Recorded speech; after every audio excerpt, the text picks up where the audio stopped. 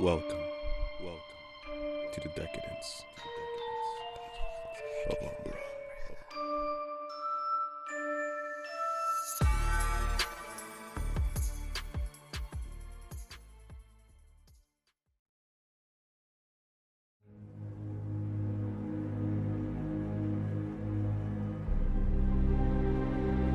Hello everyone, my name is Fernando de la Cruz, and I'll be narrating today's story about a little girl whose mother left without a trace. All that is left is a gift from her mother for whenever she is in despair. Let's begin. Trees are passing by as I look out the window of the bus. Then, as always, the biggest jerk in school will come and torment me. Hey there, ugly. Oops, I mean Lina. Yep, that's my name. I'm not sure why he hated me. All I knew was I wanted him to stay away. Shut up, Michael. Don't you have anything else better to do than to pick on me? Well, at least my mom didn't leave, said the boy. The bus driver heard what Michael said in the back and yelled, "Hey you, back there, sit your ass down." "Yes ma'am," said the boy. "I'm sorry, we were just having fun." Thankfully, the bus driver was always there for me. At the end of the day though, it was never enough. He is right, my mother is gone. I just wish I knew where she was. I wonder what she's thinking right now. "You okay, Lina?" said the driver. "I'll be okay. Thank you, ma'am." "You're welcome, baby." The bus driver looked away as the boy sat down. But me, I just turned my head wondering why. Why did she leave? Was it me? Did I do something wrong? I never really understood. The bus finally stopped, and as always, my father would always be right there, waiting for me. As I got up to the center of the bus, I felt something pull my leg back, make me fall to the floor. Ouch! Did he just trip me? "Oh, well maybe you should watch where you're going," said Michael. "Boy, do I need to talk to your mama again because I saw what you did." No, ma'am, honest, it was an accident. I don't even care anymore. I just got myself up and ran to my father. Any place was better than being near that kid. "Honey, what's wrong?" said my father. As I was in his arms, I opened my eyes to see the bus go and saw Michael staring straight at me. He seemed to be mumbling something, and as I read his lips, he replied, "I'll see you later." What is his deal? Why doesn't he ever leave me alone? My father saw the boy taunt me from afar, and he was furious. "Did that boy hurt you again? I swear I'll let him know not to mess with Aikinas." "Daddy, no, let it go. Just let it go." "The hell I won't." I begged my father to calm down before he got out of hand. As he looks into my eyes, I finally got him to cave. I mean, should I have put a stop to it? Of course. But I just didn't want to cause more damage than there already is. Or there already was. If only your mother was... My father stopped himself in mid-sentence, which I already knew what he was going to say. It's bad enough I thought about it before I got here. But now, I have it shoved in my face even more. I walked into my home, which was always a happy place. But for me, all I kept seeing was memories of what used to be. So to avoid the recollection, I took off my shoes and ran up the steps to my room. Looking back though, I saw my father repressing with his eyes. Yet I knew he meant no harm.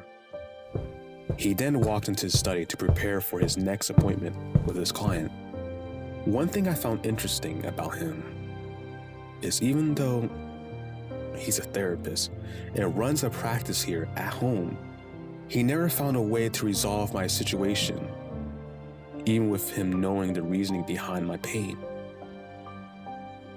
Moments go by, and I thought, why not I just ask him myself?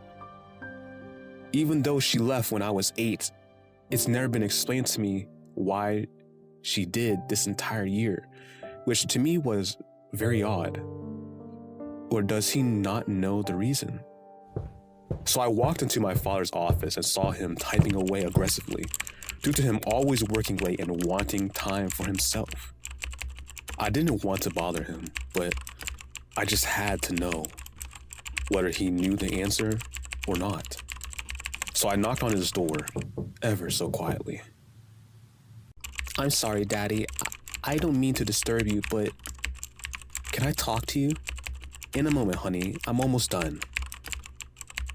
My father then looked at me, and I think he knew what I wanted to ask.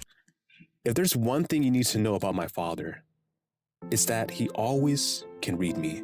It's like he knows what I'm going to say before I say it. Knowing that, he closed down his computer and gave me his undivided attention. All right, honey, what's wrong? He said. Why is it that Mom left? Seeing that this conversation has been due to be discussed, he then took off his glasses.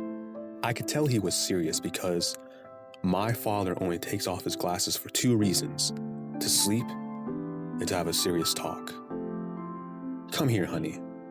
Oh, so gentle, he invited me to come toward him, seeing that I have a few past tears on my cheeks. He grabs a tissue and wipes my face.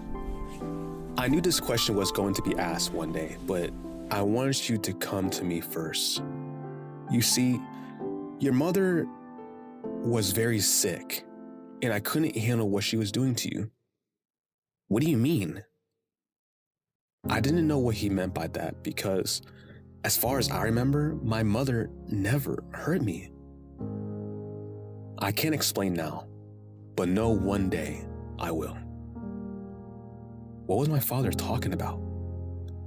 For now, I can say this. I feared that your mother would harm you due to her protection being more drastic than the norm, so I decided to do what was right, to keep you two safe. I don't understand. I wonder what it is that my father is talking about, because I thought my mother left without a trace. So did he have something to do with her disappearance? Your mother was a beautiful woman, and you probably only remember the good she did, which is great. Hold those memories tight, because I never want to see you suffer ever again. So, she never left? Does this mean I'll be able to see her again? One day you will, which, to be honest, it may be sooner than you think. Those words changed my world completely. Even though some pieces of the puzzle were missing, at least I had some hope to see her again. I then felt a pull and heard a whisper of something calling my name. Lina, Lina. It felt like it was coming from his desk. My father then saw my eyes staring toward the drawer, and it was like he knew it was calling to me. Or was it just a coincidence? He then smiled at me and pulled the drawer to reveal what it was. What is that? My father then laid the object on his desk, very lightly, and it was a music box. I was hoping to wait till you were older, but I feel this is the right time. He then turned the crane, playing a soft melody. Do you hear that?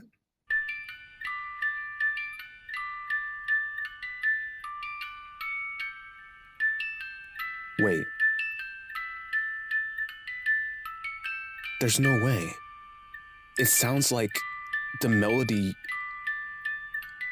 my mom used to hum to me when I was at my lowest. Your mother left this for you, so whenever you feel hurt, all you have to do is turn this handle right here, and everything will be okay. Is it magic? Yes, it is. And I know you miss your mother.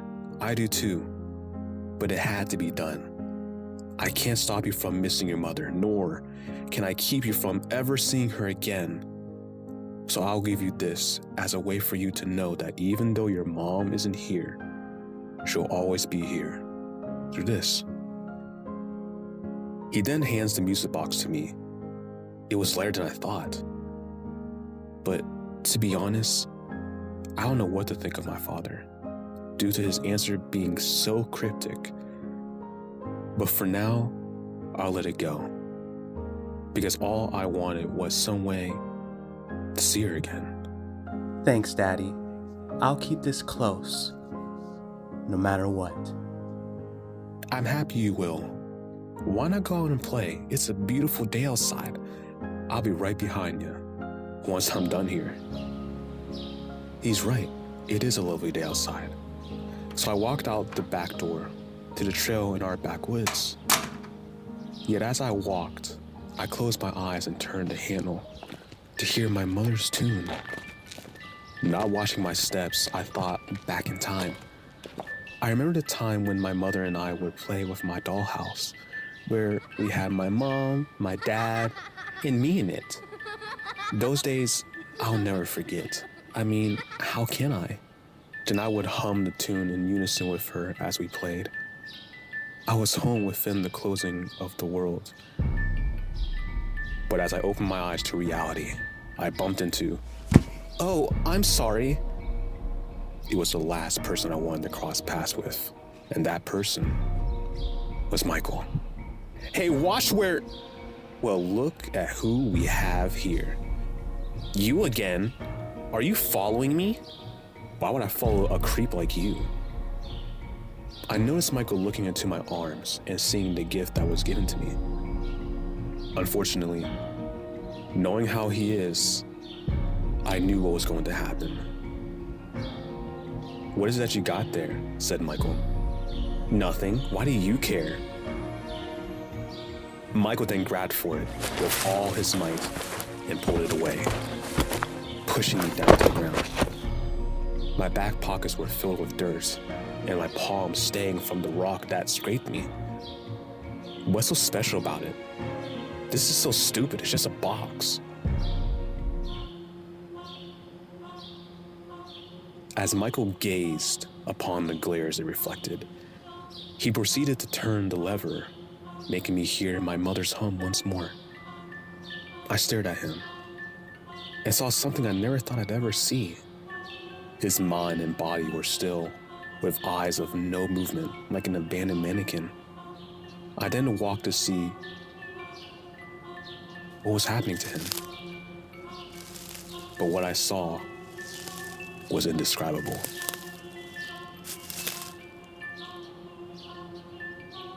I watched his eyes follow the ballerina dance in circles and hum to the tune, but it was no ordinary hum. It was almost like it was against his own will. The music then stopped. Michael? I snapped my fingers at him and waved my hand in his face, but there was no response, except for a slight wiggle in his eyes and a little tear falling upon his lips, almost like he was crying for help. Walking back slowly, I didn't know what to do. "Michael, if this is a joke, it's not funny." I then heard a scream come from the little box, making his hair flow back like the winds of a tornado. Then in a blink, he was sucked into the box, leaving not one trace of him. The box then fell to the ground, closing itself shut. The leaves blew softly over it, and I was horrified by what just happened. Curiosity was rising, a desire to open the sweet melodies, knowing the cost of what may happen. So I opened the box and turned the little crane and watched the dancer move in circles, staring into the mirror behind it. In feeling of glee, I saw someone in the reflection, someone I never knew I'd ever see again. But how is this possible? Mom? Is that you? A Mother's Gift, written and narrated by Fernando de la Cruz.